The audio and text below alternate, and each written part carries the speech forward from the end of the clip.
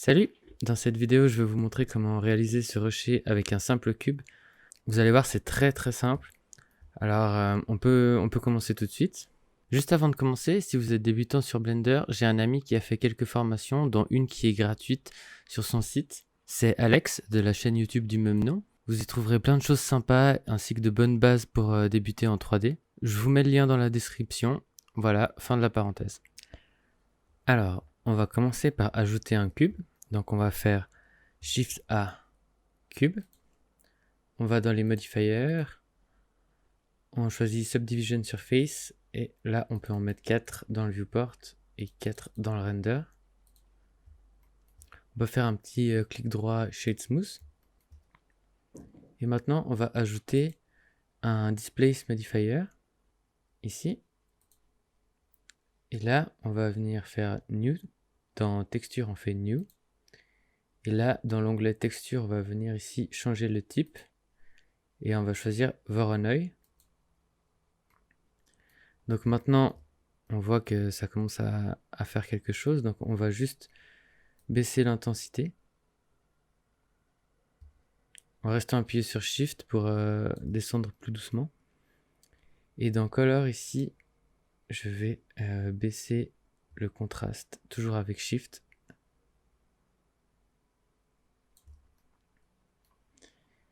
Et maintenant, je vais changer la size, donc toujours Shift. Plus je baisse, plus il y aura de détails. Plus j'augmente, moins il y aura de détails. Donc on va choisir quelque chose de pas trop détaillé non plus, comme ça. Et maintenant, si je reviens dans les modifiers, si je coche cette icône-là, quand je passe en Object Mode, je vois toujours le modifier. Ce qui fait que je peux par exemple prendre une face et la bouger et ça va étendre, notre rocher. Donc après, vous pouvez toujours retourner dans la texture ici pour jouer avec les paramètres d'intensité, de contraste ou de size. Donc moi je vais encore changer le contraste. Quelque chose comme ça.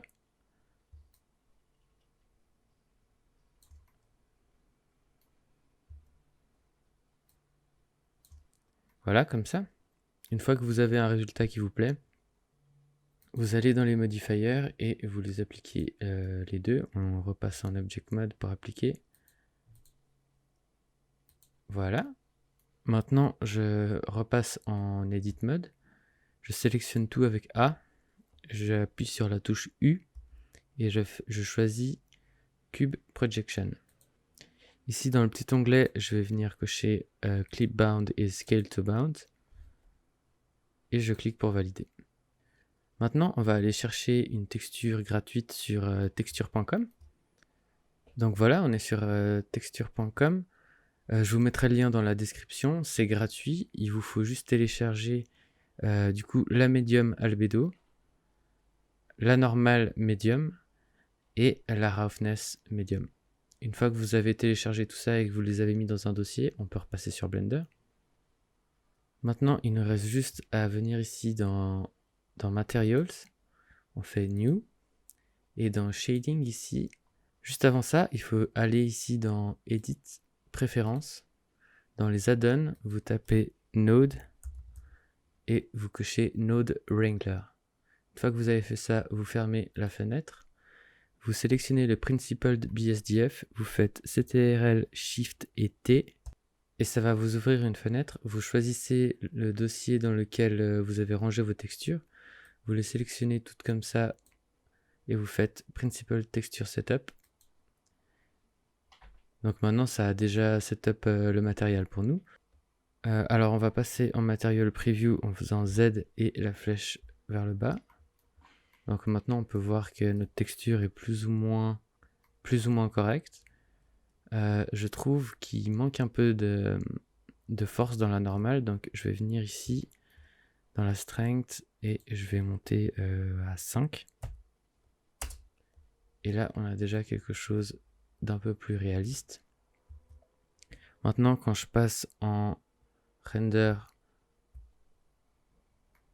on peut voir que le résultat est plutôt pas mal. Donc là, je suis en rendu cycles et j'utilise un HDRI pour visualiser la scène. Donc on peut repasser dans Layout. Et là, je vais juste ajouter un plane avec Shift A. Et je vais sélectionner le rocher et je vais faire S pour le scale.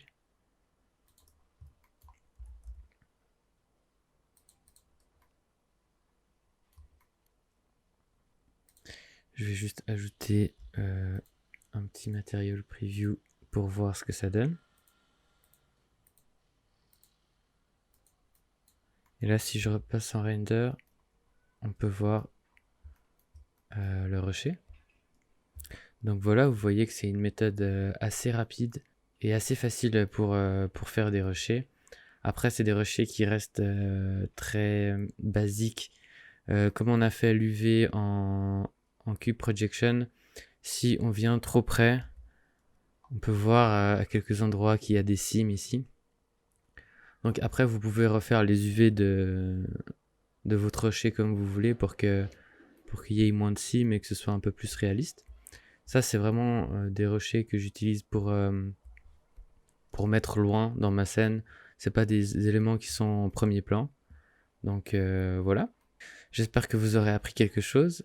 N'hésitez pas à vous abonner et à mettre un petit pouce bleu. Et en attendant, je vous dis à la prochaine.